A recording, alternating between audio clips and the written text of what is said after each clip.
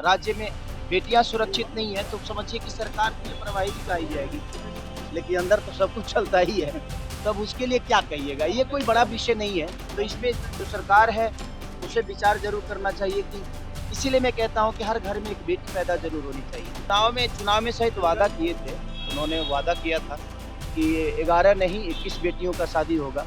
ये तो सरकार का विषय है कि भाई वो लोग क्या-क्या बंद कराते हैं और क्या-क्या चालू होता है। लेकिन मुझे नहीं लगता कि मुझे बोलना चाहिए, क्योंकि बोलने के बाद फालतू के सवाल मेरे ऊपर खड़े हो जाते हैं कि मैं पारिवारिक मुद्दों में उलझता हूँ, क्योंकि राजनीति में आपको झूठ बोलना पड़ता है और हम सच बोलने वाले लोग हैं और सच बोल के आप राजनीति कभी नहीं कर सकते हो। मैं कहीं नहीं जा रहा हूँ, मैं एक कलाकार हूँ और मुझे कलाकारी रहने दीजिए। मैं कहीं नहीं जा रहा हूँ, मैं एक कलाकार हूँ और मुझे कलाकारी रहने दीजिए। हमारे बस का मुझे नहीं लगता राजनीति है, क्योंकि राजनीति में आपको झूठ बोलना पड़ता है और हम सच बोलने वाले लोग हैं और सच बोल के आप राजनीति कभी नहीं कर सकते हो। इसीलिए मुझे कहीं नहीं जाना है। मैं जहाँ हूँ, लड़ना था, एक बार वो सिचुएशन ही ऐसा हुआ, मैं लड़ लिया, मैं देख लिया कि सच्चाई यहाँ नहीं चल सकती। तो मैं एक कलाकार बहुत खुश हूँ और मुझे कलाकारी रहने दीजिए। मुझे अभी तो बिल्कुल मैं कुछ नहीं सोच रहा हूँ। मुझे बस संगीत से मतलब है और संगीत ही मेरी जीवन है। बेटियों के लिए लगातार आवाज आप बुलंद करते रहे, 11 लड़कियों की शादी में भी आप शामिल हुए।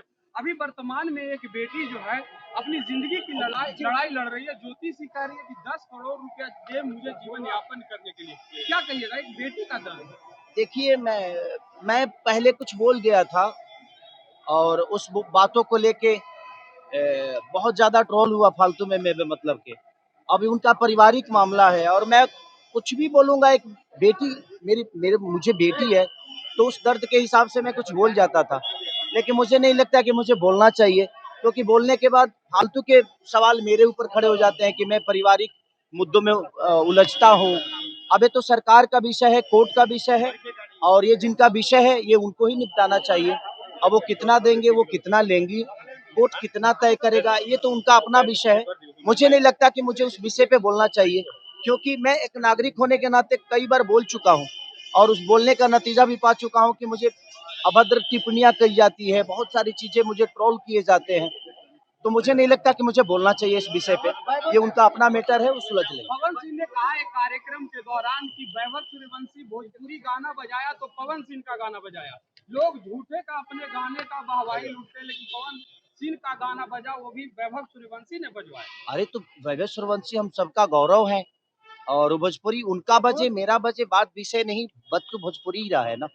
और वो भोजपुरी का नाम रोशन कर रहे हैं, वो हों, चाहे हमारे ईशांत किशन जी हों, चाहे हमारे धोनी जी हों, चाहे मुकेश जी हों, चाहे जितने भी क्रिकेटर हमारे बिहारी और झारखंड के हैं, हम सबके लिए गौरव है और हम चाहते हैं कि वो उन्हीं के गाना बजाएँ। अब उनका गाना धरती पे बज रहा है, मेरा तो चाँद पे बज रहा है, तो मैं क्या करूँ? तो सही बात। क्या बंगाल में आप जाएंगे चुनाव प्रचार करने के लिए, जो बंगाल में चुनाव होने जा रहा है? अब देखिए, कोई बुलाएगा तो क्यों नहीं जाऊँगा?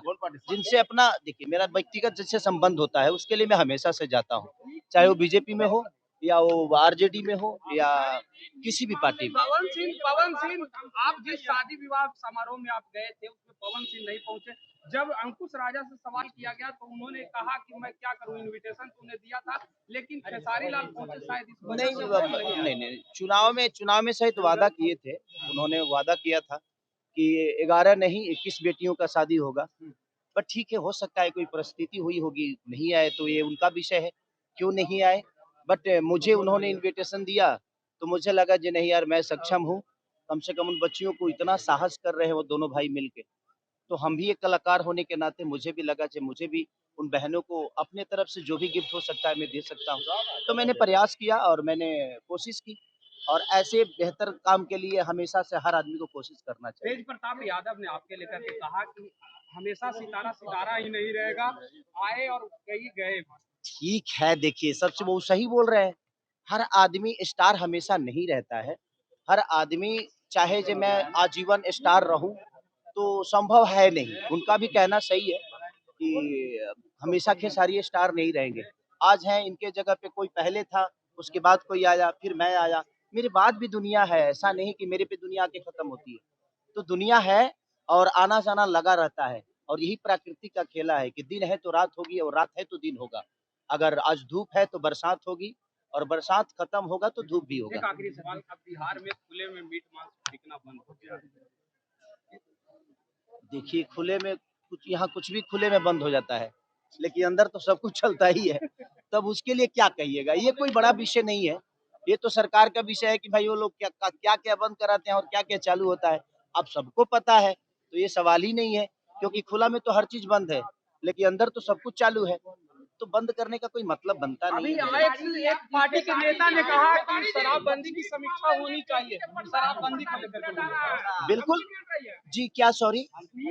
अरे शराबबंदी को लेकर के मामले में जो लड़की मरी थी उसके परिवार वालों को धमकी मिल रहा है। मुझे लगता है कि सरकार को, क्योंकि देखिए सच पूछे कि जिस राज्य में बेटियां सुरक्षित नहीं है, तो समझिए कि सरकार की लापरवाही दिखाई जाएगी। तो इस पे जो सरकार है उसे विचार जरूर करना चाहिए कि, इसीलिए मैं कहता हूं कि हर घर में एक बेटी पैदा जरूर होनी चाहिए, ताकि बेटियों की दर्द हम समझ पाए। मैं बेटियों पे इसलिए बेहतर बोल पाता हूं क्योंकि मेरे पास बेटी है, और मैं उस बेटी को देखता हूं तो मुझे लगता है कि दुनिया की हर वो बेटी मेरी बेटी की तरह है। शराबबंदी की समीक्षा होनी चाहिए या नहीं?